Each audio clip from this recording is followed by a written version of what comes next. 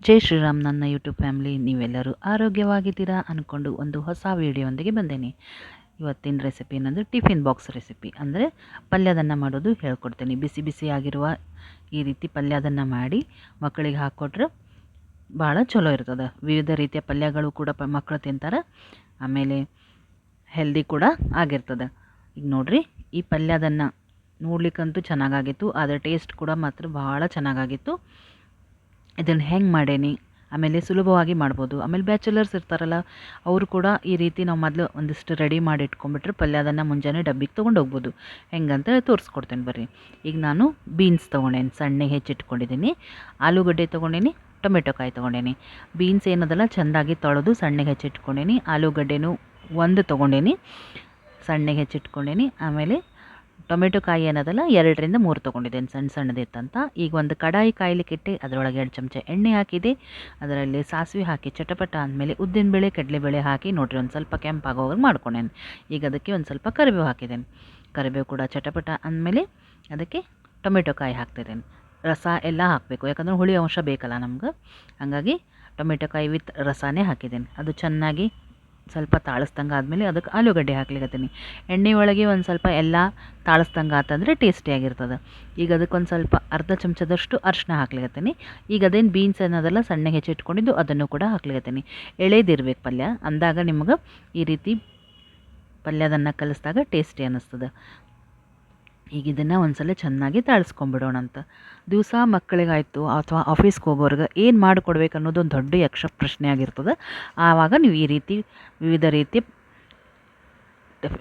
ಪಲ್ಯದನ್ನು ಕಲಿಸ್ಕೊಟ್ರೆ ಚೆನ್ನಾಗಿರ್ತದೆ. ಈಗ ನೋಡಿರಿ, ನಾನು ರುಚಿಗೆ ತಕ್ಕಷ್ಟು ಉಪ್ಪು ಹಾಕಿದೆ. ಕೆಂಪು ಉಪ್ಪೇ ಹಾಕ್ತೇನೆ, ಯಾವಾಗಲೂ ಹರಳುಪ್ಪು ಹಾಕ್ಲಿಕ್ಕತ್ತೇನೆ. ಅಂದರೆ ಏನಾಗ್ತದೆ, ಇದಕ್ಕೆ ನೀರು ಹಾಕಿ ನಾವು ಬೇಯಿಸ್ಕೊಳ್ಳೇಬೇಕು. ಬೀನ್ಸು ಮತ್ತು ಆಲೂಗಡ್ಡೆ ಎರಡು ಬೇಯಬೇಕಲ್ಲ, ಹೀಗಾಗಿ ಹರಳುಪ್ಪು ಹಾಕಿದ್ದೆ. ಈಗ ಒಂದು ಸ್ವಲ್ಪ ನೀರು ಹಾಕಿ ಚೆನ್ನಾಗಿ ಇದನ್ನು ಕೈ ಆಡಿಸ್ಕೊಂಡ್ಬಿಡೋಣ ಅಂತ. ಸಣ್ಣ ಉರಿ ಒಳಗಿಟ್ಟು 1-2 ನಿಮಿಷ ಆದ್ರೆ ಸಾಕು, ಬೆಂದ್ಬಿಡ್ತದೆ ಇದು. ಆಮೇಲೆ ಪೂರ ಸಣ್ಣ ಬೇಯಬೇಕಂತಿಲ್ಲ, ಒಂದು ಅರ್ಧಕ್ಕಿಂತ ಹೆಚ್ಚಿಗೆ ಬೆಂದ ಮೇಲೆ ಇದಕ್ಕೆ ಎಲ್ಲ ಮಸಾಲೆಗಳನ್ನು ಹಾಕಲಿಕ್ಕೆ ಶುರು ಮಾಡೋಣ ಅಂತ. ಫಸ್ಟ್ ಚೆಕ್ ಮಾಡ್ತಿದ್ದೀನಿ ಬೆಂದದೋ ಇಲ್ಲೋ ಅಂತ. ಆಲೂಗಡ್ಡೆನೂ ಬೇಗ ಬೆಂದ್ಬಿಡ್ತದೆ, ನೀರು ಹಾಕಿದ ಕೂಡಲೇ ಬೆಂದ್ಬಿಡ್ತದೆ. ಅದ್ರ ಬೀನ್ಸ್ ಏನದಲ್ಲ ಬೇಯಲಿಕ್ಕೆ ಟೈಮ್ ಬೇಕಾಗ್ತದೆ. ಎಳೆ ಬೀನ್ಸ್ ಅದ ಅಂದರೂ ಕೂಡ ಒಂದು 5 ನಿಮಿಷ ಕೊಡ್ಬೇಕು ನಾವು ಬೇಯಲಿಕ್ಕೆ. ಈಗ ನೋಡಿ, ಇಷ್ಟೆಲ್ಲ ನಾವು ಮಸಾಲೆ ಮಾಡಬೇಕು ಅಂಥೇಳಿ ರೆಡಿ ಮಾಡ್ಕೊಳ್ಳೋದ್ರಾಗ ಅನ್ನ ಆಲ್ರೆಡಿ ಆಗಿತ್ತು. ಅದನ್ನು ಒಂದು ಪ್ಲೇಟಿಗೆ ಹಾಕಿ ಆರ್ಲಿಕ್ಕೆ ಬಿಟ್ಟೇನಿ. ಒಂದು ಸ್ವಲ್ಪ ಆರಿರ್ಬೇಕು ಅನ್ನ. ಉದುರು ಆಯ್ತಂದ್ರೆ ಈ ಪಲ್ಯದನ್ನು ಕಲಿಸ್ಲಿಕ್ಕೆ ಚಲೋ ಆಗ್ತದೆ. ಪಲ್ಯದನ್ನು ಯಾವಾಗಲೂ ಉದುರಾಗೇ ಇರಬೇಕು. ಮೆತ್ತಗಿತ್ತು ಅಥವಾ ಮುದ್ದೆ ಆಗಿತ್ತಂದ್ರೆ ಚಲೋ ಆಗಂಗಿಲ್ಲ, ಟೇಸ್ಟಿ ಬರೋಂಗಿಲ್ಲ ಅದು. ಈಗ ನೋಡಿರಿ ಬೆಂದಿತ್ತು ಅಂಥೇಳಿ ಅದಕ್ಕೆ ಒಂದು 2ರಿಂದ 3 ಚಮಚ ಖಾರ ಪುಡಿ ಹಾಕ್ತಿದ್ದೀನಿ. ಒಂದು 3 ಚಮಚ ಮಸಾಲೆ ಪುಡಿ ಹಾಕ್ಲಿಕ್ಕತ್ತೀನಿ. ಮಸಾಲೆ ಪುಡಿ ಹೆಂಗೆ ಮಾಡೋದು ಅಂಥೇಳಿ ಗೊತ್ತಾಗಬೇಕಂದ್ರೆ ನನ್ನ ಚಾನಲ್ನಲ್ಲಿದೆ, ನೀವು ನೋಡ್ಕೋಬೋದು. ಎಲ್ಲದಕ್ಕೂ ಉಪಯೋಗ ಆಗ್ತದೆ. ಈಗ ನೋಡಿರಿ, ನಾನು ಅದೇ ಮಸಾಲೆ ಪುಡಿ ಹುಳಿ ಏನು ಮಾಡ್ತೀವಲ್ಲ ಅದನ್ನೇ ಹಾಕಿ ಇವತ್ತು ಪಲ್ಯದನ್ನು ಮಾಡ್ಲಿಕ್ಕತ್ತೀನಿ. ಸೂಪರಾಗಿ ಟೇಸ್ಟಿಯಾಗಿ ಕೂಡ ಇರ್ತದೆ.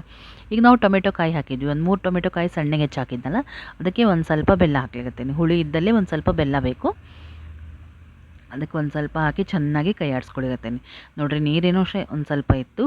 ಈ ಮಸಾಲೆ ಎಲ್ಲ ಹಾಕಿದ ಮೇಲೆ ನೀರಿನಂಶ ಪೂರ ಖಾಲಿ ಆಯಿತು, ಡ್ರೈ ಆದಂಗೆ ಆಯ್ತು. ಅದಕ್ಕೆ ಮತ್ತೊಂದು 2 ನಿಮಿಷ ಪಲ್ಯ ಒಳಗೆ ಆ ಮಸಾಲೆ ಸೇರ್ಕೋಬೇಕು ಅನ್ನೋದಕ್ಕೆ ಒಂದು 2ರಿಂದ 3 ಹನಿ ನೀರು ಹಾಕಿ ಚೆನ್ನಾಗಿ ಕೈ ಆಡಿಸ್ಲಿಕ್ಕತ್ತೀನಿ.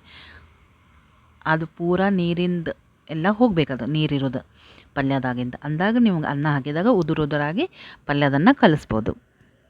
ಈಗ ನೋಡಿರಿ ಎಷ್ಟು ಚೆನ್ನಾಗಾಗ್ಯದ. ವಾಸನೆ ಅಂತೂ ಘಮ ಘಮ ಘಮ ಭಾಳ ಚಲೋ ಬರ್ತದೆ ಮಸಾಲೆದು. ಈಗ ನಾವು ಒಂದು ಸ್ವಲ್ಪ ಮೊದಲೇ ತೆಗೆದಿಟ್ಟೆ, ಯಾಕಂದ್ರೆ ಬೇಕಂದ್ರೆ ಮತ್ತು ನಾವು ಹೆಚ್ಚಾಗಿ ಕಲಿಸ್ಕೊಬೋದು. ಆದ್ರೆ ಮಸಾಲೆ ಭಾಳ ಆಯ್ತಂದ್ರೆ ಕಷ್ಟ ಆಗ್ತದಂತ ಒಂಚೂರು ತೆಗೆದಿಟ್ಟಿದ್ದೆ.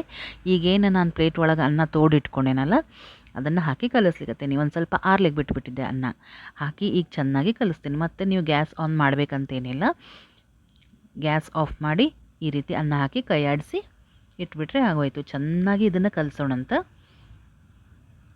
ಭಾಳ ಬಿಸಿ ಇದ್ದಾಗ ನೀವು ಈ ರೀತಿ ಕಲಿಸ್ಲಿಕ್ಕೆ ಹೋಗಬೇಡ್ರಿ. ಮೊದಲು ಅವು ಅನ್ನದ ಕಾಳು ಏನಿರ್ತದಲ್ಲ ಒಡೆದಂಗೆ ಆಗ್ತದೆ ಫಸ್ಟಿಂಗ್. ಆಮೇಲೆ ಇನ್ನೊಂದು ಏನಾಗ್ತದೆ, ಮುದ್ದೆ ಆತಂದ್ರೆ ಚಲೋ ಆಗಂಗಿಲ್ಲ ಪಲ್ಯ ಅನ್ನ. ಹಾಗಾಗಿ ಒಂಚೂರು ಆರ್ಲಿಕ್ಕೆ ಬಿಡಬೇಕು. ಒಂದ್ಸಲ ಕೈ ಆಡಿಸಿ ಆಮೇಲೆ ಬೇಕಾದ್ರೆ ಮತ್ತೊಂಚೂರು ನೀವು ಬಿಸಿ ಮಾಡ್ಕೋಬೋದು.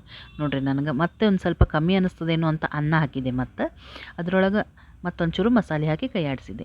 ಈ ರೀತಿ ನೀವು ಮಸಾಲೆ ಮಾಡಿ ತೊಗೊಂಡು ಹೋಗಿ ಬೇಕಾದಲ್ಲಿ, ಈಗ ನೀವು ಪಂಕ್ತಿ ಊಟ ಅಂತೆಲ್ಲ ಮಾಡ್ತಿರ್ತಿರಲ್ಲ, ಆ ಟೈಮ್ನಾಗ ಈ ರೀತಿ ಮಸಾಲೆ ಮಾಡ್ಕೊಂಡು ಹೋಗ್ಬಿಟ್ರೆ ಅಲ್ಲಿ ಅನ್ನ ತೊಗೊಂಡು ಹೋದ್ರು ಅಲ್ಲಿ ಇಮಿಡಿಯೇಟಾಗೂ ನೀವು ಕಲಿಸ್ಕೋಬೋದು, ಅಥವಾ ಅವ್ರ ಮನೆಯೊಳಗೆ ಅನ್ನ ಏನ್ರಿ ಇತ್ತಂದ್ರೆ ನೀವು ಈ ರೀತಿ ಮಸಾಲೆ ತೊಗೊಂಡು ಹೋದ್ರೆ ಅದನ್ನು ಕಲಿಸ್ಕೋಬೋದು.